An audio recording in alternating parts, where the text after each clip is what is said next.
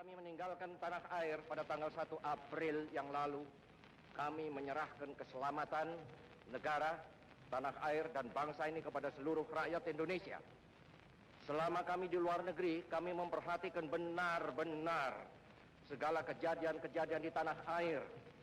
Dan kami memperhatikan pula segala perjuangan, segala sikap daripada rakyat Indonesia untuk mempertahankan keselamatan daripada tanah air dan bangsa itu. Assalamualaikum warahmatullahi wabarakatuh. Kami dari kelompok 5 yang beranggotakan saya Kemas Afan Rafizal, Herman Jayalau, dan Bella Wahyuningsi. Di sini kami akan menjelaskan materi terkait dengan demokrasi dan perkembangan demokrasi di Indonesia. Selamat menonton.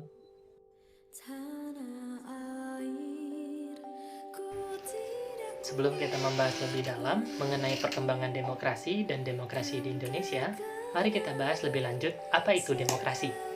Demokrasi adalah sistem pemerintahan di mana masyarakat memegang peranan yang sangat menentukan.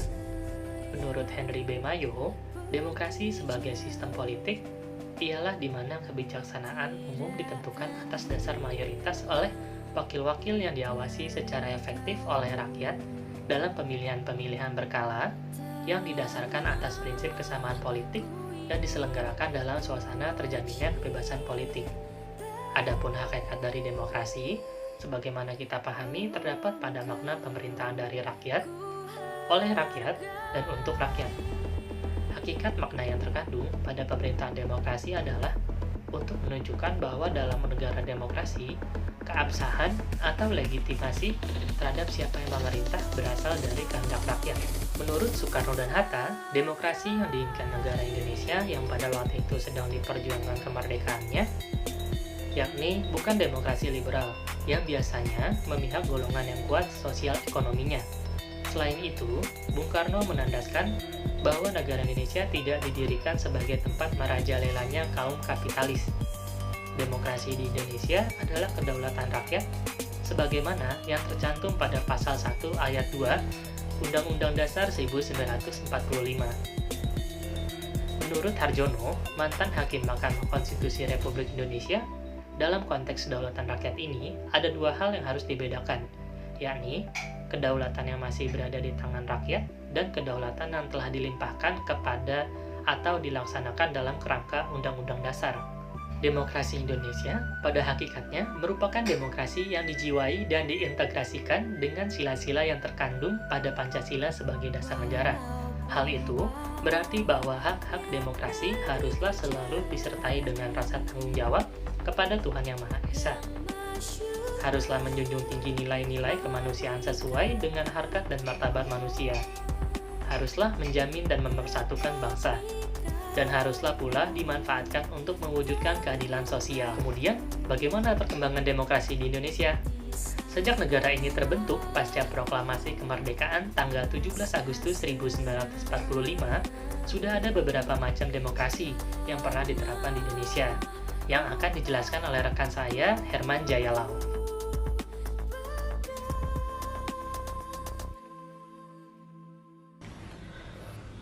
Sistem demokrasi di Indonesia dapat dibagi menjadi 4 bagian berdasarkan kekuasaan kedaulatannya. 1. Demokrasi liberal. Kedaulatan rakyat sepenuhnya dilaksanakan oleh DPR atau parlemen, dan DPR membentuk serta memberhentikan pemerintah atau eksklusif kabinet. 2. Demokrasi terpimpin. Meskipun secara normatif konstitusional ditetapkan bahwa kedaulatan ada di tangan rakyat dan dilaksanakan sepenuhnya oleh Majelis Permusyawaratan Rakyat atau MPR. Namun, secara praktis justru kedaulatan sepenuhnya berada di tangan Presiden, dan Presiden membentuk MPRS. 3. Sistem demokrasi Pancasila atau Orde Baru. Kedaulatan rakyat sepenuhnya dijalankan oleh Majelis Permusyawaratan Rakyat atau MPR. Baru kemudian MPR membagi-bagikan kedaulatan tersebut ke dalam bentuk kekuasaan-kekuasaan kepada lembaga-lembaga negara lainnya, seperti Presiden, DPR, Mahkamah Agung, BPK, dan sebagainya. 4. Demokrasi reformasi. Kedaulatan rakyat sepenuhnya tetap berada di tangan rakyat, dan rakyat secara langsung membagi-bagikan kedaulatan tersebut ke dalam bentuk kekuasaan-kekuasaan kepada lembaga-lembaga negara lainnya, seperti Presiden, MPR, DPR, DPD, Mahkamah Agung, Mahkamah Konstitusi, dan sebagainya. Demokrasi pemerintahan masa revolusi kemerdekaan 1945 sampai 1949. Hal yang fundamental yang merupakan peletakan dasar bagi demokrasi di Indonesia adalah sebagai berikut. 1. Political franchise secara menyeluruh. 2. Presiden yang secara konstitusional ada kemungkinan untuk menjadi seorang diktator, dibatasi kekuasaannya ketika Komite Nasional Indonesia Pusat atau KNIP dibentuk untuk menggantikan parlementer. 3. Dengan maklumat wakil presiden, maka dimungkinkan terbentuknya sejumlah partai politik yang kemudian menjadi peletak dasar bagi sistem kepartaian di Indonesia untuk masa-masa selanjutnya dalam sejarah politik Indonesia. Masa Orde Baru yang berjalan selama 32 tahun berakhir setelah berbagai kelompok masyarakat Madani yang dipimpin oleh mahasiswa berhasil menekan Presiden Soeharto untuk menandatangani surat pengunduran diri pada tanggal 21 Mei 1998. Berikut adalah kelebihan dan kekurangan demokrasi pada masa Orde Baru. Kelebihan: berhasil melaksanakan program transmigrasi, melaksanakan program keluarga berencana atau KB, memerang buta huruf di kalangan masyarakat, adanya gerakan wajib belajar, gerakan nasional orang tua asuh. Kekurangan: adanya pembatasan hak-hak politik rakyat, pemusatan kekuasaan di tangan presiden, pemilu yang tidak demokratis, korupsi, kolusi, dan nepotisme KKN yang merajalela. Kabinet Demokrasi Parlementer 1950-1959. Kabinet Natsir 1950 sampai 1951. Kabinet Sukiman Suwirjo 1951 sampai 1952. Kabinet Wilopo 1952 sampai 1953. Kabinet Alis Sastroamijoyo 1953 sampai 1955.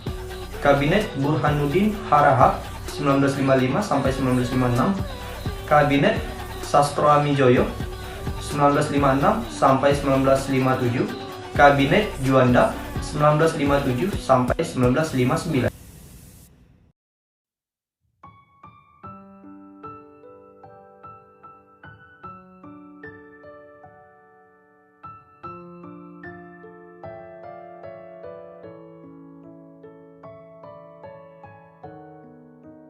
Perkenalkan, nama saya Bella Wayuningsih. Di sini saya akan membahas tentang demokrasi pada masa reformasi dan penyimpangan pada masa demokrasi terpimpin. Di sini saya akan membahas tentang demokrasi pada masa reformasi tahun 1999 sampai sekarang. Reformasi adalah membuat atau menjadikan perubahan yang lebih baik dalam rangka menanggapi tuntutan reformasi dari masyarakat, dan agar dapat mewujudkan reformasi tersebut, Bapak B.J. Habibie pernah mengeluarkan beberapa kebijakan, diantaranya yang pertama kebijakan dalam bidang politik, yang kedua kebijakan dalam bidang ekonomi, yang ketiga kebebasan dalam menyampaikan pendapat dan pers, yang terakhir pelaksanaan pemilu. Ada beberapa pelaksanaan demokrasi pada masa reformasi sampai sekarang. Yang pertama, keluarnya ketetapan Undang-Undang MPR RI dalam sidang istimewa bulan November tahun 1998 sebagai awal perubahan sistem demokrasi secara konstitusional. Yang kedua, ditetapkan Undang-Undang Nomor 22 tahun 1999 tentang pemerintahan daerah dan Undang-Undang Nomor 25 tahun 1999 tentang perimbangan keuangan antara pemerintah pusat dan daerah. Yang ketiga, keluarnya undang-undang politik, yaitu Undang-Undang Nomor 2 tahun 1999 tentang partai politik, Undang-Undang Nomor 3 tahun 1999 tentang pemilihan keumum, Undang-Undang Nomor 4 tahun 1999 tentang susunan dan kedudukan MPR, DPR, dan DPRD. Ada beberapa penyimpangan pada masa demokrasi terpimpin, yaitu yang pertama, segala bentuk kekuasaan dan keputusan berada di tangan presiden. Yang kedua, konsep nasakom atau nasionalis, agama, dan komunis. Yang ketiga, pengangkatan Bapak I.R. Soekarno sebagai presiden seumur hidup. Yang ketiga, anggota-anggota MPRS diangkat oleh presiden bukan melalui pemilu. Yang keempat, kedudukan presiden berada di atas MPRS.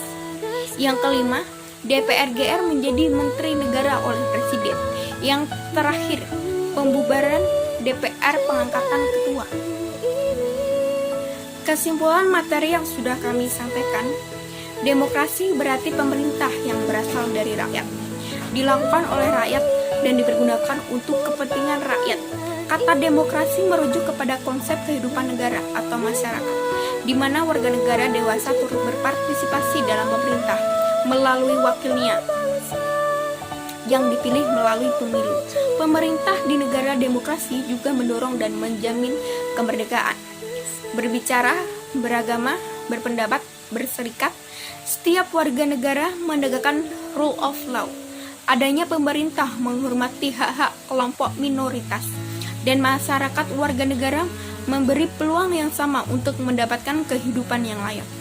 Dalam perjalanan sejarah bangsa, ada 5 macam demokrasi di bidang politik pernah diterapkan dalam kehidupan ketatanegaraan di Indonesia, yaitu yang pertama, demokrasi pemerintah masa revolusi, kemerdekaan di tahun 1945 sampai tahun 1949. Yang kedua, demokrasi parlementer di tahun 1950 sampai tahun 1959. Yang ketiga, periode demokrasi terpimpin di tahun 1959 sampai tahun 1965. Yang keempat, demokrasi dalam pemerintah Orde Baru di tahun 1968 sampai tahun 1998. Dan yang terakhir, demokrasi pada